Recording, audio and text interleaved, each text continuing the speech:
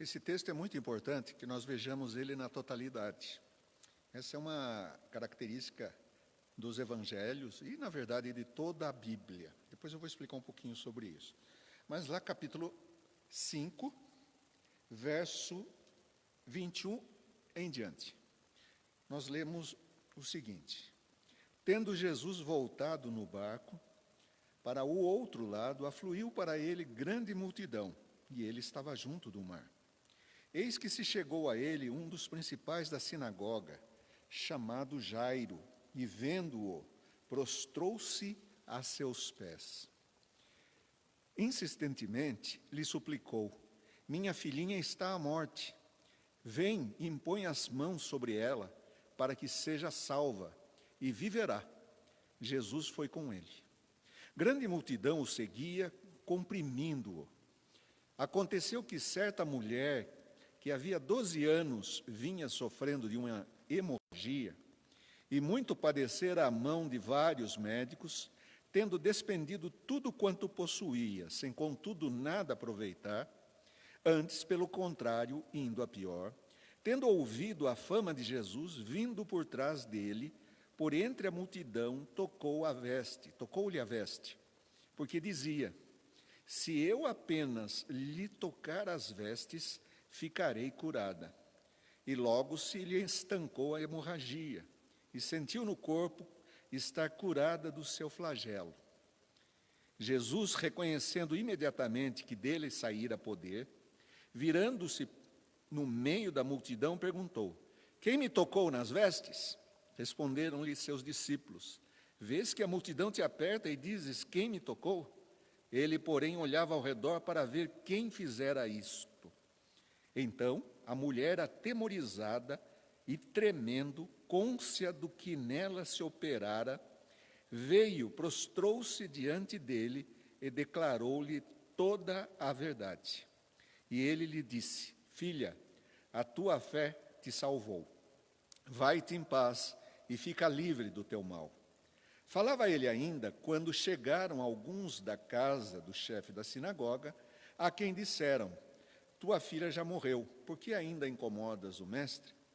Mas Jesus, sem acudir a tais palavras, disse ao chefe da sinagoga: Não temas, crê somente. Contudo, não permitiu que alguém o acompanhasse, senão Pedro e os irmãos Tiago e João. Chegando à casa do chefe da sinagoga, viu Jesus o alvoroço, os que choravam e os que pranteavam muito. Ao entrar, lhes disse: Por que estáis em alvoroço e chorais? A criança não está morta, mas dorme. E riam-se.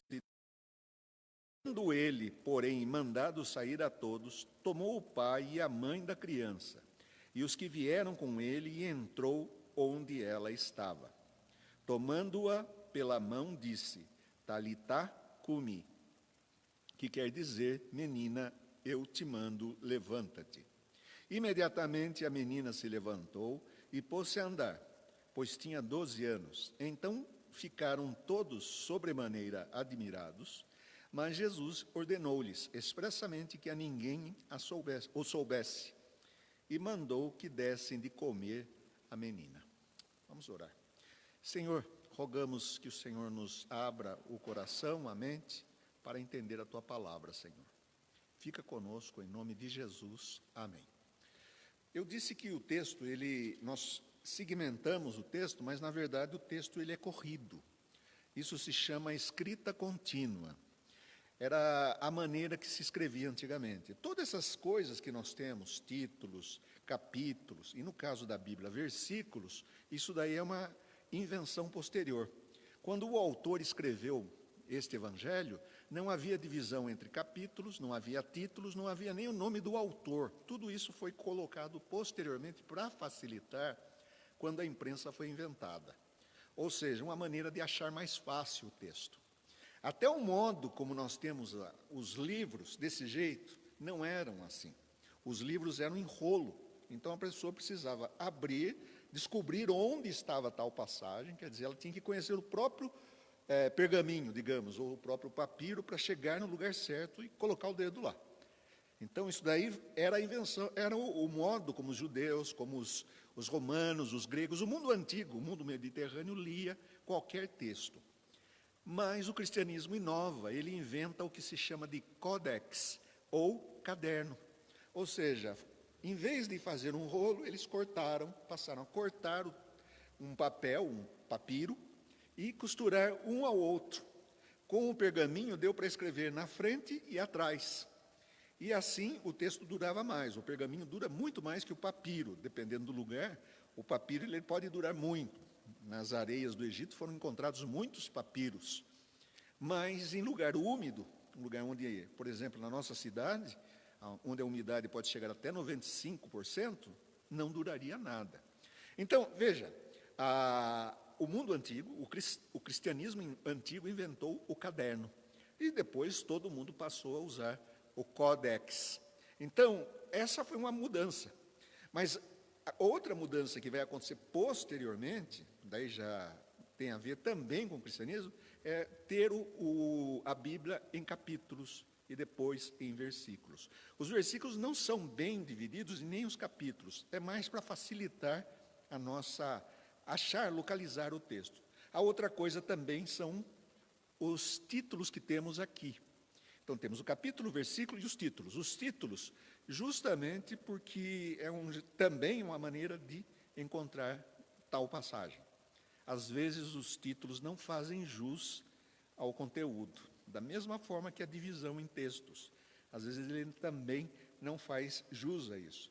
Por exemplo, esse texto que nós lemos, para fazermos uma segmentação, que é chamada em exegese de delimitação, mais precisa, a gente precisa começar no versículo 21, esquecer o título que está antes do versículo 25, esquecer o título que está antes do versículo 35, e ir até o final, porque é um texto só, é um bloco só.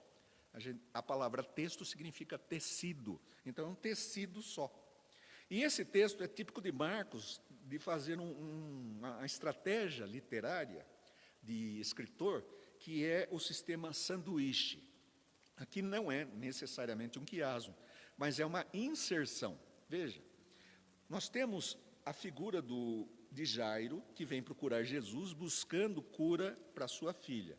E depois o evento da mulher que é curada de uma hemorragia contínua. E depois volta a Jairo. Na verdade, esse texto do meio, que é chamado então da ideia, o conteúdo do sanduíche, ele foi colocado aí de maneira temática. Nós começamos a entender como é que funciona o modo como Marcos trabalha o texto. Se nós pusermos os olhos no versículo 24 e saltarmos para o versículo 35, esse trecho ele pode ser eliminado sem problemas. Então veja, por exemplo, versículo 23. E insistentemente lhe suplicou, é Jairo que está falando. Minha filhinha está à morte. Vem, impõe as mãos sobre ela para que seja salva e viverá. Jesus foi com ele.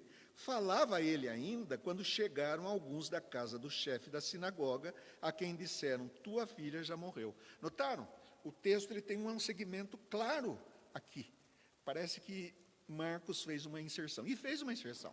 Essa inserção, que ele coloca dois temas juntos, é porque ele não é simplesmente um contador do que aconteceu, ele é também um intérprete. E essa interpretação dele é interessante também, porque ele está juntando alguns temas, como, por exemplo, nós temos vários, Marcos faz isso, ele coloca num bloco só, vários milagres. O primeiro bloco, ou seja, esse bloco todo começa com a calmaria da tempestade, depois o endemoniado Gerazeno, e agora o pedido de Jairo, da mulher, e até o final, né, que é a ressurreição da filha de Jairo. Então, esse texto ele deveria ser colocado, se assim a gente pudesse mexer nele, no capítulo 4, versículo 35. Aqui começaria o capítulo 5. Mas eu não vou ficar entrando muito nesses detalhes, mas é só para mostrar que há uma atenção cuidadosa do próprio Marcos ao elaborar seu escrito. Vamos ver o que tem de comum nesse texto, entre os dois textos que nós lemos. O pedido de Jairo. Então, o versículo 21, Jesus desembarca, ele esteve na parte estrangeira da Galileia, que é a cidade de Gerasa, e lá ele curou endemoniados. Os demônios foram para os porcos, e essa manada de porcos precipitou despenhadeiro abaixo. Agora ele volta para a sua própria terra, as pessoas estão esperando aí. Daqui a pouco a gente precisa comentar um pouquinho mais sobre isso. Então ele chega e vem um homem que é muito importante na região, Jairo. Essa ideia de falar o nome dele, não falar o nome da filha e nem da mulher é bastante interessante também. Então, o fato de nominar Jairo é porque era conhecido daquela região. Então, Jairo vem até ele e o autor, ele descreve quem é Jairo. Veja o versículo 22. Descreve socialmente. Eis que se chegou a ele um dos principais da sinagoga. Essa palavra principais da sinagoga dá a ideia de governantes. A palavra é usada para outros tipos de governantes. Ou seja, alguém que era o regente, o reitor da sinagoga. Ele tinha um alto cargo na sinagoga. Ele era responsável, ou pelo menos um dos responsáveis pela sinagoga. Qual que era a sua tarefa? Administrar as atividades sinagogais e administrar a tesouraria da sinagoga. A sinagoga também funcionava como escola. Então, nós temos aqui uma pessoa que é de um alto nível. E essa pessoa que está numa classe superior das pessoas que estão ali do lado, ela chega até Jesus, e o texto é bastante dramático. O texto diz assim, ó, e eis que chegou a ele, um dos principais da sinagoga, chamado Jairo, e vendo-o, ele foi à procura de Jesus, viu Jesus, prostrou-se a seus pés. Esse prostrou-se a seus pés significa ele se deitou, se jogou diante de Jesus. Essa é uma maneira, para o leitor atento no período, vai entender, olha, ele adorou Jesus. Ele fez um ato de adoração. Esse ato de prostrar dessa maneira é o que o diabo pediu lá para Jesus na tentação. Te dou todos esses reinos, se prostrado me adorares. No Evangelho de Mateus, quando os magos chegam até Jesus, diz o texto que eles adoraram. Essa ideia de prostração, de curvar-se. Então, ele chega e prostra-se a Jesus, diante de Jesus, aos seus pés. Notem, isso aí é uma linguagem ele é bastante intensa de Marcos. Marcos é bastante detalhado nisto. E insistentemente lhe suplicou. Quer dizer, não foi assim, minha filha está doente, vai lá. Não foi assim, foi uma súplica. A palavra súplica já é forte. Já esse advérbio aqui já dá mais intensidade. Insistentemente lhe suplicou. Minha filhinha está à morte. Ela estava pronta para morrer, estava à beira da morte. Vem e impõe as mãos sobre ela para que ela seja salva. A linguagem aqui é bastante interessante também, que aqui você usa a palavra salvação para salvação da alma, geralmente no meio cristão, mas a palavra sozo, que está aí, ela pode ser tanto para ser curada ou ser salva. As duas ideias. Então seria assim, para que ela seja curada. E o texto vai terminar lá no versículo 43, 42, que Jesus a curou. Ou seja, ele a salvou. Então, e a mulher também. A mulher que aparece no meio aqui diz que ela foi salva. Versículo 34. Foi salva do quê? Da sua enfermidade. É claro que é um jogo de palavras aí. Mas isso é muito importante. Agora, então, nós temos um homem que é da elite, do alto escalão, e isso é muito importante no mundo de Marcos, dos leitores de Marcos, a questão do prestígio. Ser prestigiado, não ser prestigiado. Eu já disse isso, existe um binômio, uma binaridade entre prestígio e desonra. Honra e vergonha, seria essa a primeira coisa que devemos chamar a atenção. Esse homem esqueceu tudo. Nós temos que lembrar que o texto anterior da sinagoga, a última hora que Jesus esteve na sinagoga, veja o que aconteceu. Lá no capítulo 3, voltemos, nós não podemos perder de vista o contexto um pouco mais remoto, é chamado contexto remoto. Então Jesus cura um homem e o versículo 6 diz assim, Retirando-se os fariseus, conspiravam logo com os herodianos contra ele, em como lhe tirariam a vida. Então você tem aqui nesse texto um homem da sinagoga, mas que não participa desse plano de tirar a vida de Jesus. Ao contrário, ele pede pela vida da sua filha. Essa linguagem também é muito importante. Vida e morte. Vão tirar a vida de Jesus, mas Jesus dá a vida.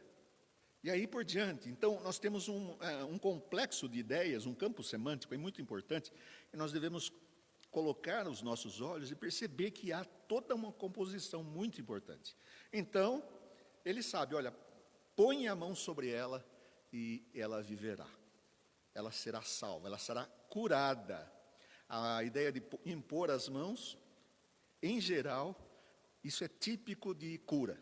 Jesus cura uma pessoa à distância quando, que me lembro, quando ela é gentia, como no caso o centurião.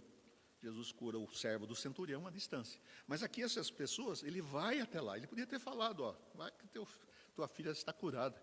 Não, ele vai até a pessoa.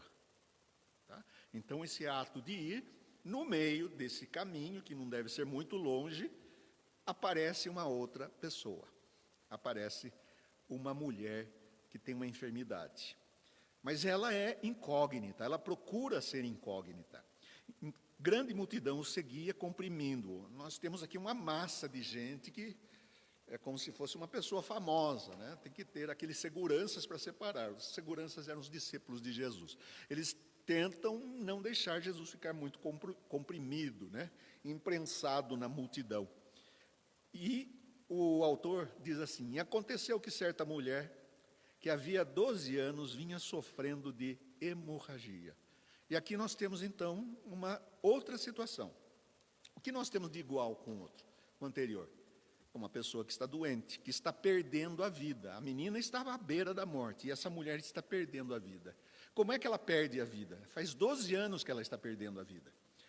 Essa perda da vida significa que ela está com um fluxo contínuo de sangue, uma hemorragia que não cessa.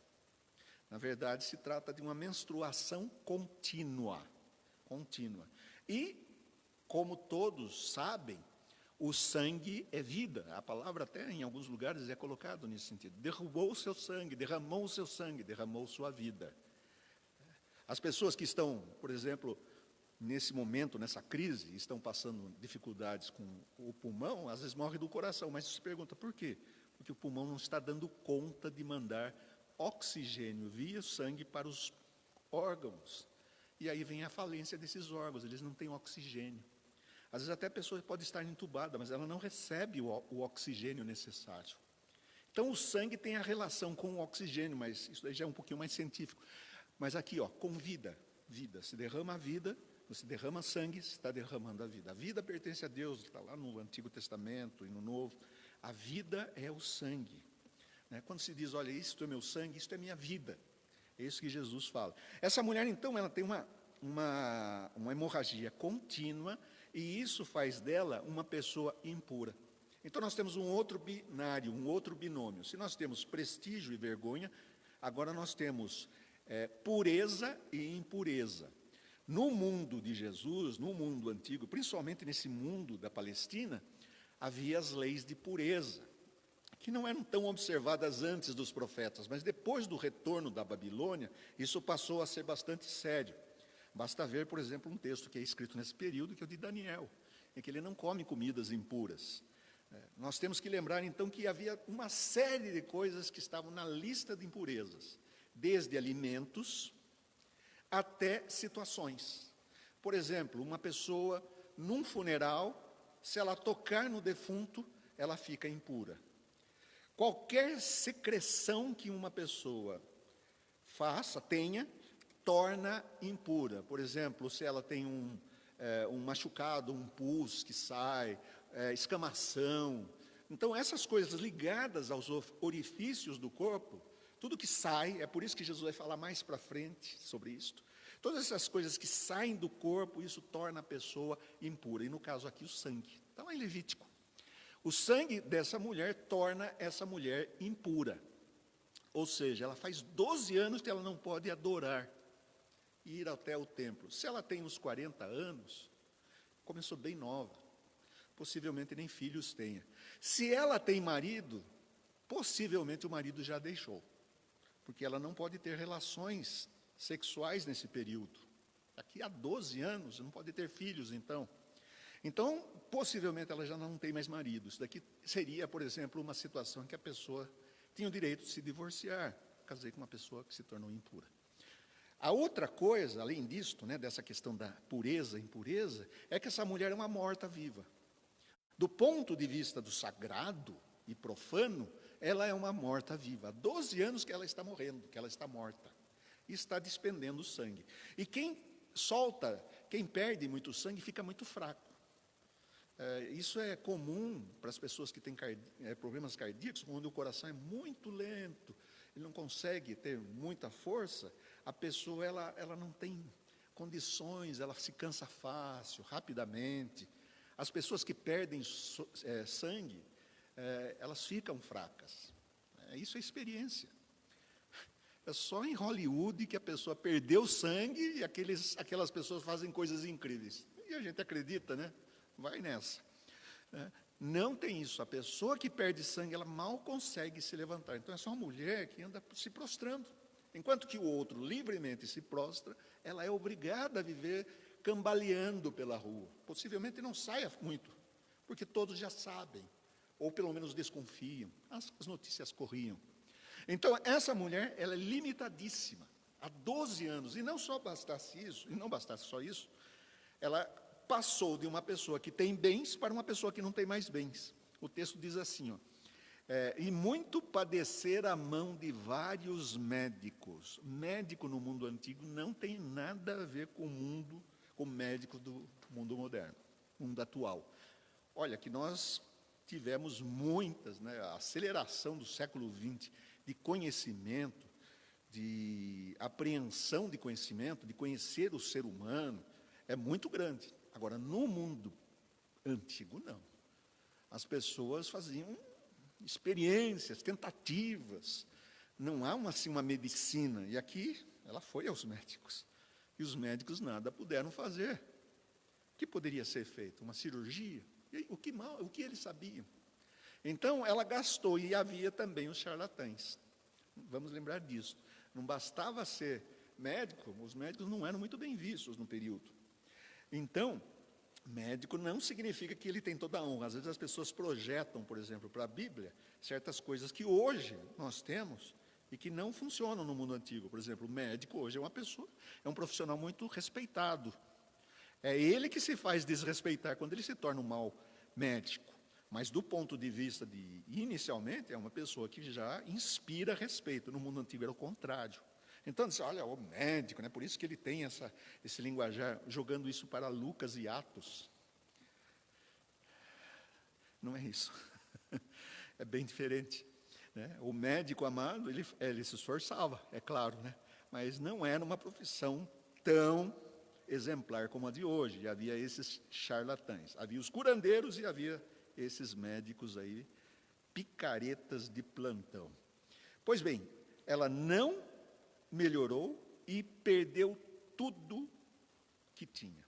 Se ela era uma pessoa de posses, agora ela já foi de mal a pior. Então, uma pessoa que vai envelhecendo, apesar de ter aí, não sei se tem 40 anos, ela está muito debilitada. E ela ouviu da fama de Jesus. O texto já dizia isso, lá na cura do homem que está possesso de demônio, que a fama de Jesus se espalhou. A palavra fama é uma ideia de prestígio. Tá? Há uma diferença entre honra e fama.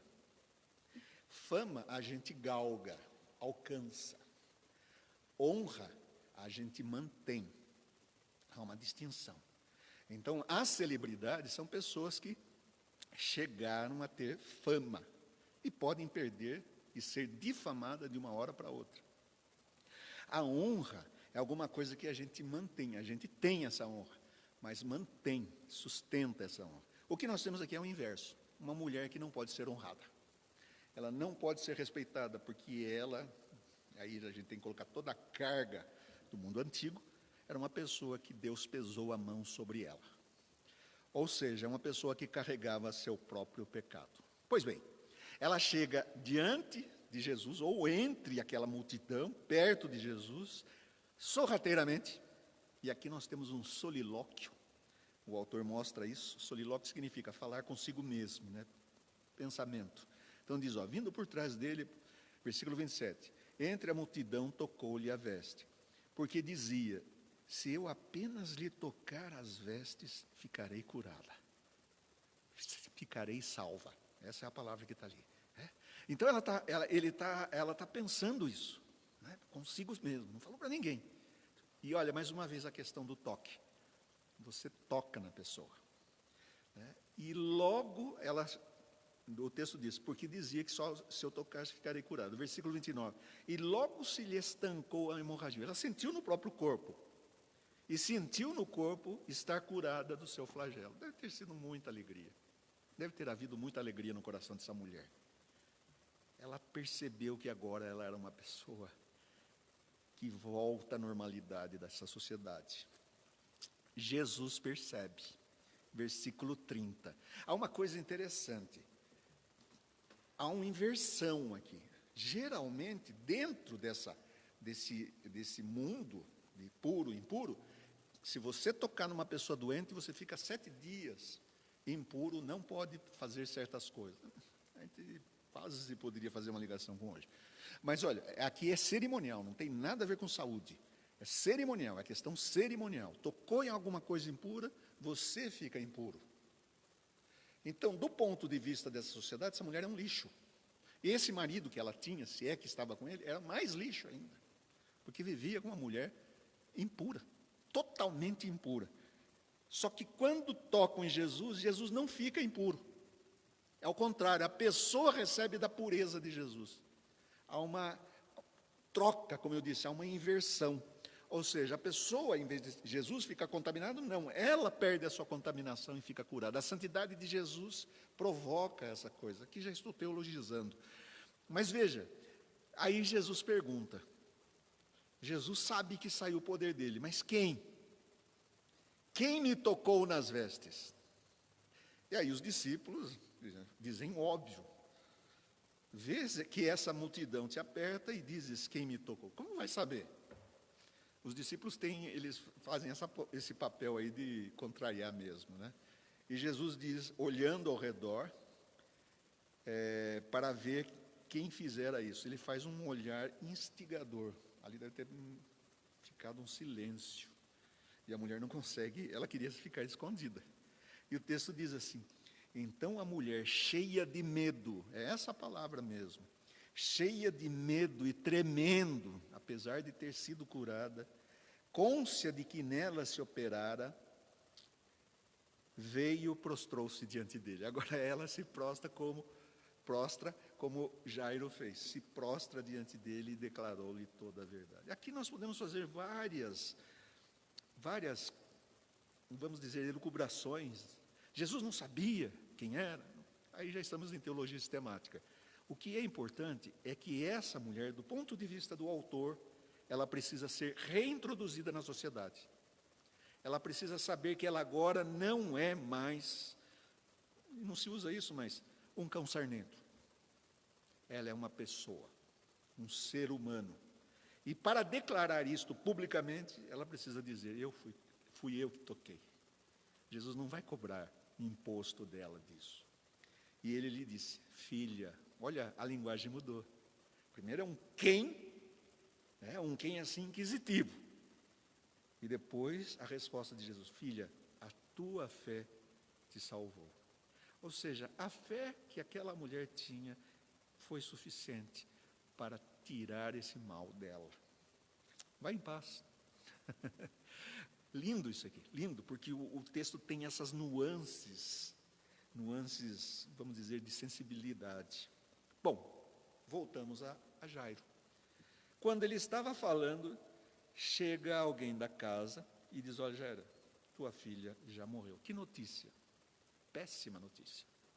Veja que a linguagem aqui é de vida, nós temos Jesus parando para que uma mulher é curada, aqui quase que inconscientemente de Jesus, né? E agora, Jesus que está indo para a casa de alguém que foi pedido para que orasse por ela, tocasse nela, a notícia é, morreu. Não incomode mais o mestre. Mas Jesus, sem acudir a tais palavras, Jesus ignora essas palavras, disse ao chefe da sinagoga, não temas, crê somente. Mais uma vez, crê. A tua fé, agora, é um ato volitivo, creia, exerça a fé. E quando ele chega, contudo, não permitiu que alguém o acompanhasse, senão Pedro e os irmãos Tiago e João. Esses três estão aqui, porque o que vai acontecer precisa ser testemunhado. Então você tem os pais e essas três pessoas. E isso está lá no livro de Deuteronômios. Tudo será estabelecido com 2 ou 3 testemunhas.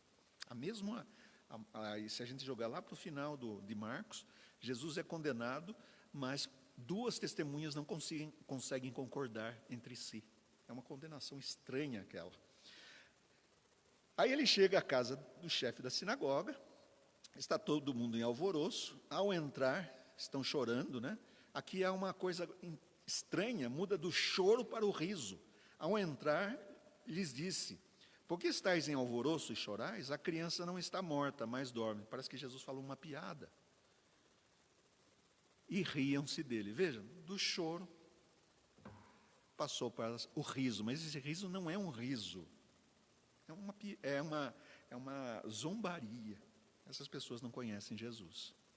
Tendo ele, porém, mandado sair a todos, vamos lembrar que as casas podia acomodar várias pessoas, no caso, aqui é um homem que tem posses, né? E tomou o pai e a mãe da criança e os que vieram com ele, entrou onde ela estava. E aí, Jesus toca a menina, ele toma pela mão. Esse negócio de tomar pela mão é muito importante, que poderia simplesmente se afastar. Não, ele toma a menina pela mão e fala uma expressão aramaica, talitá cumi, menina, levanta-te. É isso que o texto significa, né, na língua original de Jesus. É preciso ser traduzido porque os leitores não conhecem aramaico. Imediatamente a menina se levantou e pôs-se a andar, pois tinha 12 anos. Aqui vem uma outra coisa interessante. Quantos anos a mulher padeceu? 12 anos. Quantos anos tem essa garotinha? 12 anos. Então essas ligações são importantes. Essa menina está à beira da morte. A mulher já estava morta. E ela praticamente retorna à vida. E a menina retorna à vida. E sempre acontece isso. Todos ficaram admirados. E Jesus ordena, olha, não conte para ninguém. Fica difícil, né? Não contar para ninguém o que aconteceu. Isso trata do tema também que perfaz todo o Evangelho, que é o segredo messiânico. Há um segredo. A hora de Jesus ser revelado vai ser mais para frente. Mas aqui nós temos uma pessoa que foi curada por Jesus, as pessoas que estão ali viram, sabem, e isso, sua fama, claro, vai ser divulgada e assim por diante. Eu disse que esse texto tem que ser lembrado lá do Gerazenos, né? Porque o texto ele vai caminhando, todo ele, isso é um tema muito importante em Marcos, que ele vai separando ou eliminando aquilo que não é puro. Ele vai tirando a impureza. Ele vai tirando espíritos imundos, espíritos impuros. Ele vai restaurando doentes, ou seja, pessoas que retornam à vida. Ele vai ressuscitar. Agora aqui nós temos uma ressurreição. Uma garotinha que foi ressuscitada por Jesus Cristo.